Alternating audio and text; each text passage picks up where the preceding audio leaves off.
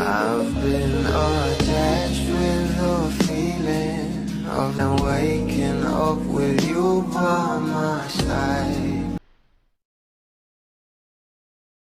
Talaga namang tapos na ang holiday season at talagang back to reality ng araw ayon pa sa ilan dahil talagang itong ating Bel Mariano ay live na live nga nating mapapanood bukas sa ASAP na alam naman natin na for the bakasyon nga sila nung Christmas sa ibang bansa at ngayon nga guys ay talaga namang balik Pinas na nga itong ating Bel Mariano at dahil nga rin dito ay marami na naman siyang kaganapan kagaya na lamang ng ating Donnie Pangilinan na for the shooting na nga rin talaga. Kaya naman bawat update nga patungkol sa ating couple na sila Donnie at Bel ay sobrang saya na nga ng maraming bablis lalong lalo na nga tinaabangan na ang Don Bel comeback. Kaya naman umani pa nga ito ng maraming komento at pinag-uusapan na dahil panigurado bukas marami na naman tayong ayuda na matatanggap galing sa ating couple na sila Donnie at Bel Mariano.